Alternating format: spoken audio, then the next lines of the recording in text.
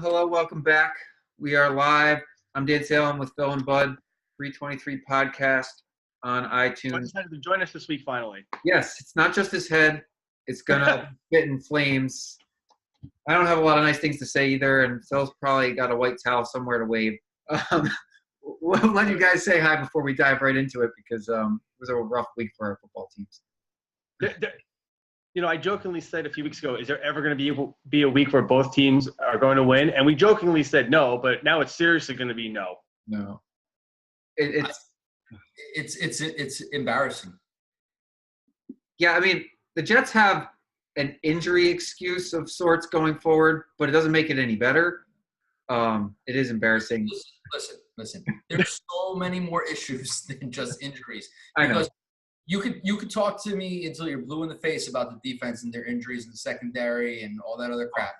The defense played well in the first half, and then they played well through about midway to the third quarter. But eventually, you get to a certain point in the game where you don't do anything. You're on the field for most of the game. Yeah. Eventually, at some point, the offense has to put some points up. Yeah. So the Jets apparently Spencer Long had an injury to his finger, which is they're blaming for all of his crappy snaps, which were just terrible. Okay, now he's in another injury. Powell got hurt in the game, but the Jets wide receivers, they came into the game handicapped, and it was obvious that Darnold had no rhythm and no timing with these guys, and they kept dropping his passes, and they were not running the routes properly. I'm happy they brought in a new player, but I don't know if his veteran presence for Rashard Matthews will make a difference or not. So there's a debate right now about Terrell Pryor, right? So Terrell Pryor got released. He has an injured groin. He says he could play. He's almost 100%. He could have played on Sunday. At least that's what he says. I don't understand why the Jets dump him. I mean, he didn't do much, but at least he was some sort of stability for the receiving corps. Yeah. Robbie Anderson, I don't know what the hell's going on with Robbie Anderson. He's got so many screws loose, dude. I know. And the fact that, I get it that you're losing and you're frustrated, but this is all the time. This happened twice last year. It happened the year before that too. He's a problem. Yeah. I mean, he's got talent, but they were 3-3 before entering the game, like losing. I mean, they're coming off a 2-game winning streak. He doesn't have any reason to act this way, except that he's just immature and doesn't know what he's doing. Yeah, and you're coming off of a situation where 2 weeks ago you scored 2 touchdowns. And if you remember carefully, last year the Jets went 3-3, and then they lost to New England right on that stupid play that basically changed the rule for the NFL. Was Safarian Jenkins lost control of the ball right when it should have been a touchdown? Okay, the pylon, yeah. Okay, and then what happened to the Jets season last year after that happened? Well, can I add in the note that both the Jets and Giants are at the same place they were last year after 7 weeks, and both teams only won 2 more games last season. So I do want to come back around to that later, where we think the Jets or Giants will win more than 2 games the rest of the year. To actually, I'm not sure. I'm not too confident because this is how I look at it now. You get embarrassed by a Minnesota team that is clearly light years ahead. I don't know about embarrassed. I don't think I'm embarrassed. It was 10. It was 20 points. It was 10-7 at half. All right, it was 10-7 at half. Now the game got away from them in the fourth quarter, and it looked awful. Now the Jets didn't do anything on offense. I'm not going to try to sugarcoat the fact that they couldn't move the ball outside of one drive, but they were competitive up until halfway through the third quarter when Minnesota just pulled away. Minnesota's a playoff team. They were in the NFC Championship last year. I mean, I didn't expect the Jets to be on their level. That's kind of unrealistic. And I don't know why Kirk Cousins is throwing a touchdown pass on 4th and 8. I mean, that's kind of rubbing salt in the wound. I mean, it helped me because obviously I had Minnesota, but that's another story. But I mean, that was kind of unnecessary to be quite honest. Here's my concern. After the game, Jermaine Kearse comes out and says, I don't know. I thought I was open. I wasn't getting any looks. Jermaine Kearse didn't have anything. Yeah, but now all of a sudden you get the chatter. And then all of a sudden you start to lose the locker room. And all of a sudden all this bullshit that happened a couple of years ago is going to happen again. Now, may I remind you, we have a quarterback who is the team's quarterback for the next 2 years minimum. He is their guy. And he's winning over the players, Now, I don't expect a rookie to have great chemistry with every wide receiver. Unfortunately, he developed it with a couple guys that are not on the field anymore, and now he's trying to redevelop it. Chris didn't start the first game or two, so he didn't have the offseason, the luxury of it, right? So I'm willing to give Darnold the benefit of the doubt because he's a rookie. I feel like you give him – you expect him to have games like this where he just can't connect. Now, I don't think that those throws were his fault. I think a lot of them were the receivers dropping his balls, but – Six drops. And Anun was not going to be dropping those balls. All we heard all offseason was the Jets didn't have a number one receiver. And I thought they had enough number twos. I thought they had enough number twos to make up for it. Now those guys are out, and that's their biggest weakness. So going in, going into the offseason, I think they need to improve. They have to improve offensively. The defense does not seem to be the issue. The defense has played really well. Yeah. For a majority of the game, the defense is the reason why they were in that game. Yeah. Well, I'm nervous that they lost another defensive back for the season. That they lost Middle. Yeah. Middleton. I don't know what his name is. He's done for the year. They put him on IR today. But am I expecting 40 points every single week? No, I'm not expecting that. But what I am expecting is a consistent offense that is not relying on a rookie quarterback to throw 40 times. Do you know that every time they are 0-3 when he throws over 32 times and 3-0 when he throws under that? But that means that they're not possessing the ball. They're not utilizing their running backs. Powell got hurt in the first quarter, so that was done. Yeah. Cannon is not a viable option running back. Are they getting McGuire back? Because I liked him. Who? Eli McGuire. He's second. I think they put him on IR. Oh, okay. Or he was on the PUP list and he's not eligible to come back. Yeah. He might be eligible to come back this week, but I haven't read anything about him in a while, so I don't know. Phil, before I give my bigger picture thoughts, do you have any local thoughts on the Jets? Who, me or Phil? Phil, because he's quiet over there. No, listen, again, I love the rants. This is the whole – this is okay. But no, all right, so because that game was on Fox here, and for some reason, surprisingly, the Patriots game was not on in my area, which doesn't make any sense, but it was on Fox because they were playing the Vikings. Again, like I said, that game was pretty competitive for 3/4 of the game, and you're going to see a little similarity, like as we'll transition to the Giants later, but both teams, the defenses were good for 3.5 quarters, and it's that, usually the defense, you hope they bend, they don't break. Both teams broke because at the end, obviously, the score in both cases, well, more so the Jets, the score didn't really show you how that game went. That's my opinion. Yeah. So, all right. So I have one comment on that. Then I want to take it out of that. I didn't feel like either team's offense did much because both defenses were kind of clamping them down, and that makes me. I feel the Jets have done well offensively against bad defense, which they should. They have struggled against good defense. I think Minnesota was thought to have one of the best defenses in the league coming into the year. They struggled. Jacksonville, same thing. Now, Jacksonville's fallen apart since then, but when they faced the Jets, they had one of the best defenses, and the Jets couldn't do anything against them. Miami, Cleveland both have good defensive fronts. The Jets couldn't run the football. When the Jets have been able to run the football against subpar defenses, they've won. And I get the Bears next week, though. Yeah, so that's not – it doesn't bode well for the rest of the year, but I looked at the schedule in August, and I'm like, crap, this is a hard schedule for an awful football team because, yeah, they do. They got the Bears. They got the Patriots twice. I think they have – they got a couple other hard games outside of the 2 Buffalo games. Well, they still got to play Green Bay. Yeah, Green Bay doesn't have much of a defense, at least. But no, it's not. This is how I look at it. Yeah, I'm going to be a half glass kind of full kind of guy right now, which usually I'm not. You're going to lose against Chicago. I don't think they stand a chance against Chicago. I think they should have beaten New England. They should have. They had 2 special. That was an awesome last play, by the way. Special team big plays, and if it wasn't for those, Chicago wins. So they're not going to be able to put up any kind of pressure against a really good Chicago defense. No. The following 2 games, you have to win. You have to go into the bye 5-5 because your second half of the schedule, you can get 3 more wins the second half of the schedule. And they got Miami and Buffalo, right? Or is it – that's really – they have Miami and Buffalo. So they're going to be and then they have one more game against Buffalo, and Buffalo is a dumpster fire. So you have one more of those wins on the back end. Yeah. So you gotta get into the bye 5-5. If you go into the bye less than 5-5, this is a 5-6 win team at best, and then you're talking about coach, all this other rigmarole. So I'm gonna have to interrupt you for a second because I don't. If the Jets are the same record or was to win better this year, I don't think that they fire Bowles. I think they let him play with Darnold another season. Like this is finally he finally has a quarterback that he can actually grow with. I don't think that they're going to clean house because I like Chris Johnson and I like his mentality towards this season.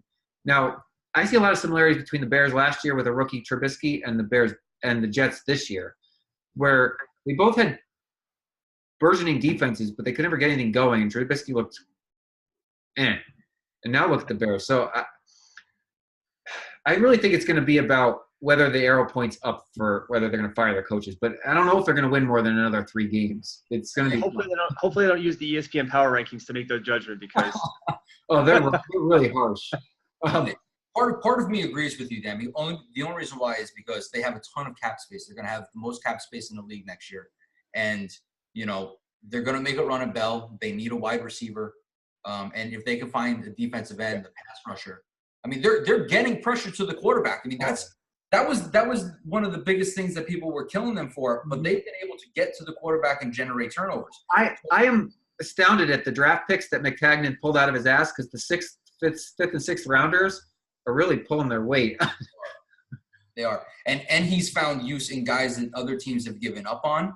That they're being utilized in the proper way right now, and the defense is playing well. But offensively, you got to get more weapons. If this is the quarterback that you're going to go with, which we all think that is going to trend upwards. I mean, nobody expected him to come in and be Tom Brady, but I think he's going to have games like this. I mean, Mark Sanchez had a 5-interception game, and he took him to the AFC Championship game. And I think 2 of those 3 picks were tipped balls off the offense or defense. They weren't his fault. So it's like the last one, it went literally hit the guy in the chest, and he can't catch it, and then it bounced up in the air.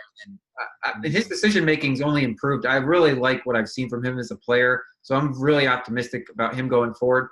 And because we've suffered through so many bad seasons, it would not be the worst thing in the world for the Jets to stack another top 10 pick on top of this team for next year.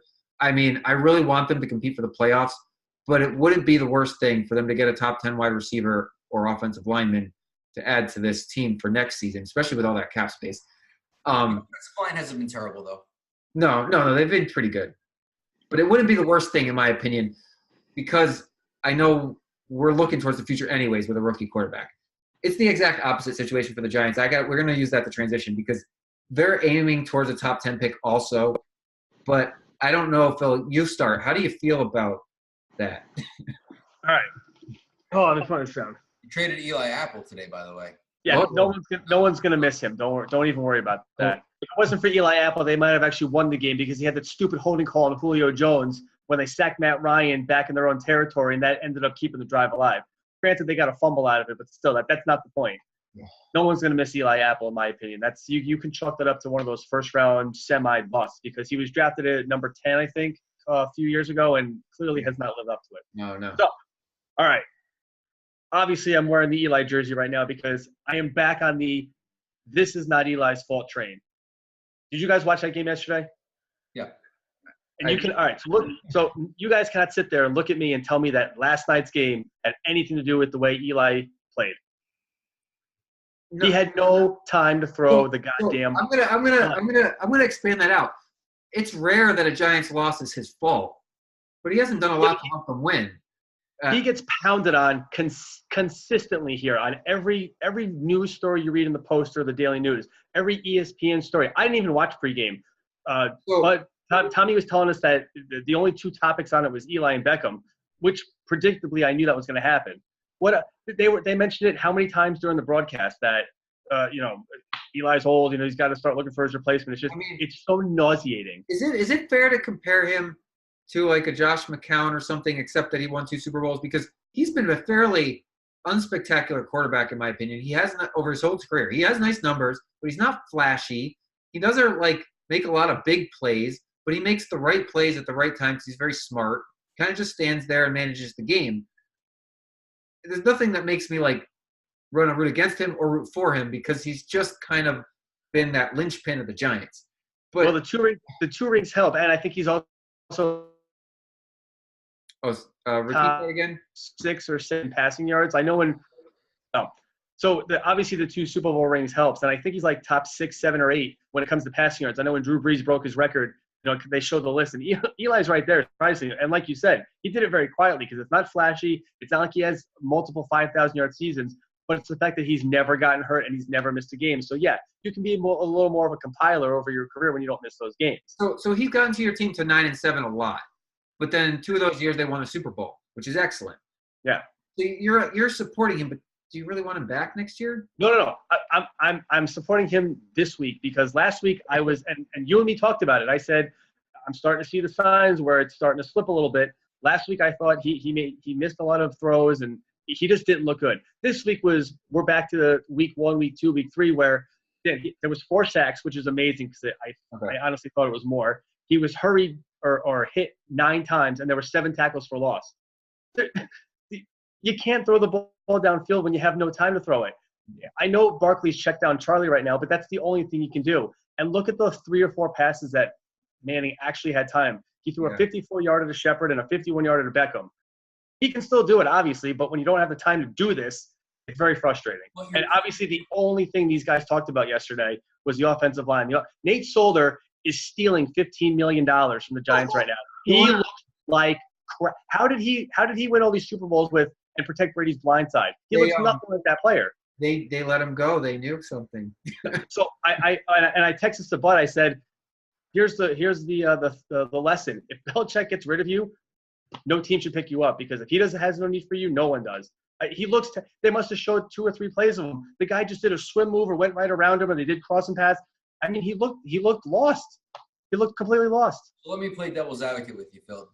Eli played the 25th ranked passing defense yesterday. There's only 32 teams in the NFL.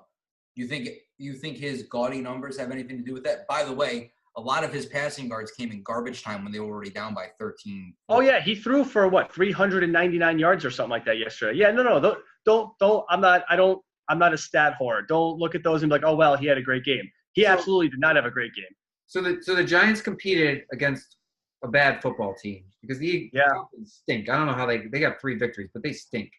And for 3.5 quarters, both defenses were. I mean, Matt Ryan got sacked 4 times too. So the Giant defense was doing the same thing to the Falcon offense. But at a certain point, it just becomes too much, and the dam breaks, and that's it. I think you got to ask the same question as we're asking because the Jets have looked good against bad teams like Indianapolis, and then they look a season away from anywhere near Minnesota's level. The Giants got trounced on by. I mean, Carolina pushed them around, and then they compete with the bad team like Atlanta. It's better to bottom out, right? It's got to everything begins and ends with that offensive line. Barkley, what do you have, Bud? You always tell me this. What does Barkley have? 2 yards per carry? I think he had 13 carries and 40 yards. He can't. There's no lanes to run the ball. I mean, he makes all his plays with his legs and he spins and does all these fantastic moves, but that's all on him. He's not getting any help from anybody else. He's doing that all on his own. And thank God, too, because or else they'd score no points. So what are your 2 guys' opinions? Because I'm not local to the chatter, but are these guys, the coach and GM, they're going to get a little length of their leash here because they're not playing with their own guys. They're playing with last year's players that stuck around after they fired that administration. So I like Shermer. I don't think Shermer's going anywhere. But here's the thing. I mean, you're getting to a point where Barkley is a great draft pick, but you have nobody waiting in the wings. You have nobody, and I'm not saying this is Eli's fault. What I'm saying is that there are times when you need to shake things up. And but there's no backup. There is no. But that's what I'm saying. If you had drafted Sam Darnold with number 2, he'd be getting his ass kicked too behind the line of scrimmage. He would be worthless right now. Yeah, but then everyone would turn around and say it's a rookie quarterback and not Eli. Yeah, but then we'll debate that for years because I still think taking Barkley was the right choice because you put anybody behind that line. You put Aaron Rodgers behind that line right now. He's gonna get killed. Barkley gives you a good weapon for next season if you can protect your quarterback. But you got to decide who plays quarterback next season. I hope the Giants don't make the mistake of just grabbing a veteran off the pile and think they can run it back because they can't run it back with this offensive line. I think that question is going to answer itself at the end of the year because if they run another 3-13 season, they're going to have the number 2 pick again. And now I don't watch college football. I know for sure that there's not another like 4 guys that are at the top of the list here. So there's no quarterback buzz right now, even in the Heisman debate. So it's not right. But that'll come as as the games. Wide receivers. Yeah, but as we get to the bowl games, as we get to maybe what those guys from Alabama comes out, Tua Tagovailoa or the other guy, Jalen Hurns. But it's fair to ask. Playing a pro system, no Alabama quarterback has ever been successful. I'm just using them as an example. Don't name it 55 years ago. So this is going to be the draft question for the Giants. Do they get the best player available or do they draft a quarterback? Well, they took the best player available this year. You can get a quarterback in the late rounds. Russell Wilson went in the 4th round. Yeah. Tom Brady went in the 6th round. And I'm not saying that those guys exist every year. Well, the Giants could have quarterback later on. Giants could have drafted Mason Rudolph. That's who Pittsburgh took in the 2nd round. I was actually convinced that they would have taken Kyle Lauletta if the Ravens didn't trade up and get him in the last round of the last pick of the 1st round. You mean Lamar Jackson? Yeah. I said Kyle Lauletta. We have Kyle Lauletta. Yes, Lamar Jackson is who I meant. Yeah. I'm convinced they would have drafted him, but he got picked off. They could have traded up for him. I guess yeah. I mean, we'll see. But anyway, listen, you can't live in hindsight. I mean, no, of course not. I agree. But all I'm saying is that you were 1-6 last year. You're 1-6 this year. The Jets are in the same boat. So I mean, we all know how everyone knows how I feel about the Jets. So I'm looking at this from an outside fan's perspective. You just traded away Eli Apple, and regardless of how you feel about him, he was a legitimate cornerback for you guys, and you just got rid of him. You just dumped him, and see you later. Losing football teams do this kind of stuff, and is this the first domino to fall? Because you have until next Tuesday, to start trading players, and you don't see a ton of trades in the NFL. But if you got to start getting something going, and you got a lot of fire under these guys' asses. Big names got to go. Did they get anything good for him? Because I mean, the Raiders are dumping players, but they got a 1st round. They got a 4th pick, right? They got a 4th round in 2019 and a 7th round in 2020. You basically gave them away. Because Dallas gave up a 1st round pick for Amari Cooper, which I thought was real steep. They're stupid because I know the Oakland Raiders season is obviously down to 2 because you got rid of Khalil Mack, but you got 2 first rounders for him. And somehow you fleece the Cowboys and give you a 1st round pick for Amari Cooper? Are you kidding me? Do they have 4 first round picks right now, or this season? Or yeah. Well, so they got 2 for Khalil Mack, their own, and now the Cowboys. They're doing it right. They really are. They're doing it right. I mean, poor Derek Carr, but they're doing it. Derek Carr's not even safe. No, he's not. So let me throw this out at you. So the Jets traded Teddy Bridgewater to the Saints for a 3rd round pick, right? Yes. What do you think if they held on to him? What do you think they would have gotten from Jacksonville? Oh, they would have been able to easily get a 2nd from Jacksonville. Maybe even Miami or the Giants would have been in on the bidding. Maybe. Do you think Ryan Tannehill gets his job back? Yeah, he will. If Osweiler has another week like the last 2, he definitely does not. Ryan Fitzpatrick did it for 4 weeks or 3 weeks and he lost his job. The third week though, he lost that game with like 4 interceptions. Osweiler can do that, no problem. I'm saying if he plays like he did the last 2, which has basically been mistake-free football, he had his team doing. They lost this week against Detroit, right? But they still put up good numbers. And I forget who they play. Are they on Thursday Night Football against? They're against the Texans, right? They're on Thursday night. Oh yeah. And then they got to play the Jets the following week. So you kind of hope that Ryan Tannehill is back because, I mean, Brock, I'm not overly impressed with Brock Osweiler. No. This is a drop in a bucket. This is a drop in a bucket for him because he's a career backup. It's just amusing that he's swooped in and done pretty well. Ryan Fitzpatrick was the number 1 quarterback through 3 weeks of the NFL season. Look, now where is he? You're not going to hear from him again. So, well, unless he changes teams. But you know what I'm saying. If if Brock Osweiler is going to do that, he'd be a starter right now. He wouldn't be a backup.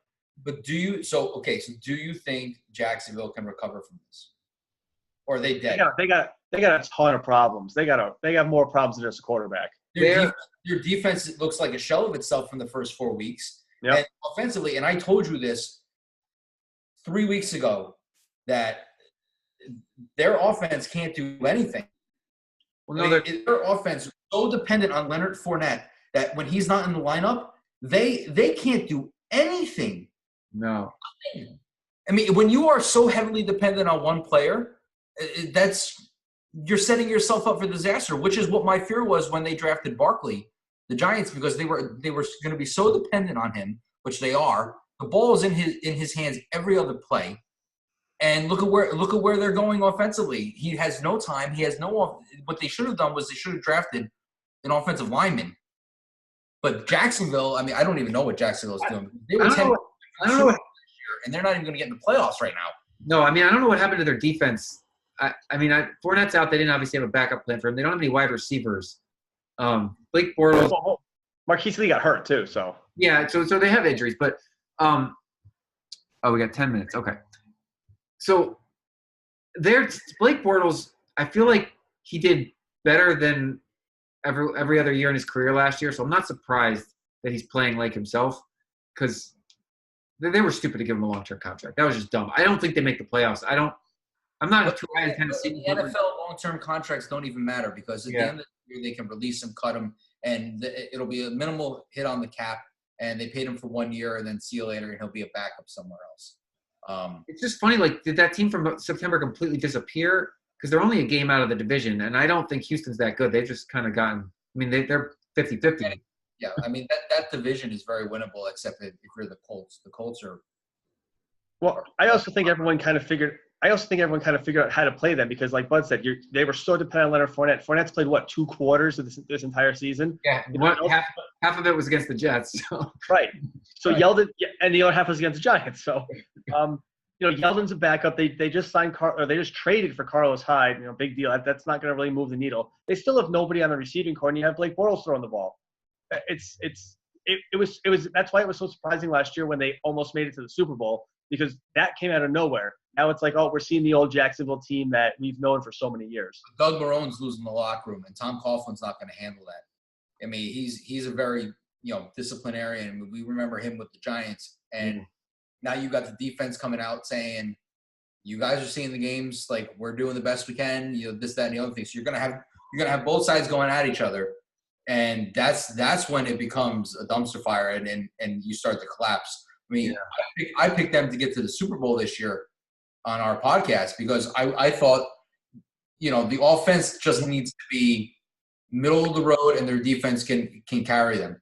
Their offense isn't even middle of the road. It's Pop Warner status, and the defense is now falling apart because they're on field the whole game.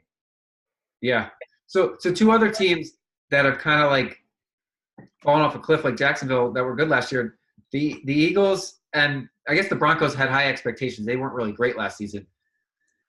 I don't think the Philadelphia Eagles make the playoffs. I don't think the Broncos do either. 17-0 lead in the fourth quarter with 10 minutes left. That's crazy. And Denver, I'm not a believer in Denver. I mean, the Jets crushed them, and I think they are, and this is going to be a kind of a crazy stretch here, I think they're tanking without tanking. Does that make sense? Yeah, because I hear Demaryius Thomas might be on the trading block here. Yeah. Jets will take him. Oh, yeah. You got to give up for Demaryius Thomas, a 3rd-round pick, 2nd-round pick. That'd be a great ad. He's such a good. To your point, that may or may not happen. But if it does, to your point, they're quietly tanking too. Yeah, well, because they need a quarterback. I mean, they wanted one last year in the draft, but then they got Chubb instead, right? The defensive player. Which but they had all their eggs in the Darnold, Cousins basket, and then when that didn't happen, they went after Casey Keenum, and now we're seeing what Casey Keenum is. Casey Keenum was a lifetime backup. He had 1 good year in Minnesota. He banked on it, and that's what it is. But you see what kind of I mean, he plays well in spurts, but he's not going to be a quarterback that's going to bring you places. No, and that's what it is. I mean, and Paxton Lynch is gone now, right? So they wasted that 1st or 2nd round pick. We've seen this one-year wonder from a lot of quarterbacks over the last 5 years or so. Like, I mean, Fitzpatrick had that season with the Jets. McCown had that season with the Jets last year where you have a single career year that kind of makes you think, oh, they're going to be great. What's his face with the Patriots did it, and then he cashed in and then never played. Yeah. But isn't it amazing that all these teams have like these 1-year spurts, Jacksonville's, the Minnesotas, but I know Bud doesn't like it, but it makes you appreciate and yeah, appreciate's the word, how long the Patriots have done it for. Year after year after year. Yeah. But all these other teams have like these 1-year spurts and that's it, and then you never hear from them again. You know what it is? There's something to Tom Brady's health and fitness regime that must be rubbing off on his team because they don't get injured nearly as much as other teams, and injuries play a huge factor in a team's success. Well, that might be the case, or HGH to help them heal faster. I don't know. Whatever they're doing is working because they're healthier and more consistently good than anybody. And if you went home to Giselle every night, I mean, you would be healthy too. Be all stretched out. You know what I mean? Yeah. Could you imagine if somehow the Patriots traded for Le'Veon Bell? I mean, you both of your heads would explode, but listen, I would it could happen right now. If that happens, but why haven't we played them yet? Because I mean, that would be awful. That's, I know we're sitting here joking about it, but I mean, did we think Josh Gordon was going to go there? Josh Gordon's going to be not as good as Randy Moss, but he's not going to be the Josh Gordon from Cleveland, the guy who was a distraction and doing whatever he was doing in his spare time. So where's Bell go? I mean, he could go to Jacksonville. They don't have a running back, and they're desperate. He still hasn't reported. He was supposed to report last Monday, we heard, but that clearly wasn't true. So. It's strange. I mean, you said this to me in the beginning of the podcast, Phil. When I does did. Le'Veon Bell report? And I said that you were crazy. It's getting more and more likely that he may not even play this year. Well, he'll show up by week 11 to get his year of eligibility. That's right. That's what he'll do. Because he wants that towards his free agency. Right. So, I mean, that's when he'll show up. But he's sacrificing millions of dollars here for the long-term gain. But he's going to make millions of dollars next year. So if he's not going to put the wear and tear on his body, and next year somebody's going to pay him $13, $14 million a year, why not? Yeah, it's going to be – I mean, I guess the you have till Tuesday. It'd be funny next Tuesday if he gets traded before then. That's possible. I don't know. It'll be interesting to see. Yeah. Does anybody other than the Rams or the Chiefs make the Super Bowl? At this point, I don't see how you – I mean, it's Rams in the NFC, yes. Yeah. I do not believe the Chiefs make the Super Bowl until their defense proves something to me. Like, they scored 45 points against a pretty decent weather's still warm. The weather's still warm. I want to see it next month. If they keep this up next month, just putting up 45 points, or will you become a believer? Yes. Because this kid is ridiculous, and this offense is. When was the last time anybody's ever seen an offense like this? They have between Hill, Hunt, and Kelsey. Oh, the defense has to back up so far to handle Hill's speed that it opens up Hunt, and it opens up for Kelsey, and Holmes can run around and do whatever he wants, and he's got a cannon, and he overthrew Tyreek Hill by 10 yards. He did. And Tyreek Hill is blowing past the secondary. It makes you wonder, would the Chiefs have been really good without Alex Smith for the last couple seasons? I mean, they were fine with Alex Smith, but like now they got an actual baller. And eventually they're going to get Eric Berry and the other guy's name is slipped my mind, but those guys are eventually going to come back for Kansas City. The one that they traded for Denver to leave. Yeah. Right now it's a coin flip between New England and Kansas City in the AFC because nobody else is competitive with them. I'd agree. That's probably going to be your AFC championship game. It's just a matter of where is it? Is it in New England or is it Kansas City? Yeah, but I mean, right now it's in New England. Kansas City again should have beaten New England, but New England is New England, and they make plays when it matters. I don't see anybody beating the Rams. The Rams are just. You're out there in LA. I mean, you're living the Rams. I mean, by the way, the Chargers. Oh yeah, they're good. You might as well move them to Mexico City. Nobody goes to their football games, and I watch a little bit of them, like on the red zone and stuff. Their whole stadium is the opposite team's colors. Well, there are fans from every single football team in Los Angeles because it's had no team for 15 years or whatever it was. But the Chargers are not playing in Los Angeles right now. They are playing halfway between Los Angeles and San Diego, which is the worst FU to the people of San Diego that I could have possibly thought of. They didn't actually fully leave the city. They moved halfway up the coast as an interim basis. So nobody wants to. It's a haul down to Carson to go watch them play. I think we lost. Oh, there you are. So I like the Chargers. So we got like 45 seconds left before we get cut off. It's a shame. I hope that they stick around in LA and in the area. I like the Chargers here, but you're right. It's going to be a rough going until they move in 2020 if that ever happens. We'll see. Yeah. I don't know. So before we get cut off, because I think we have less than a minute here, we got to wrap it up here, I think. Okay. Final thoughts? Final thoughts? I have nothing. I have nothing. Jets get smoked this weekend. Giants going to lose too.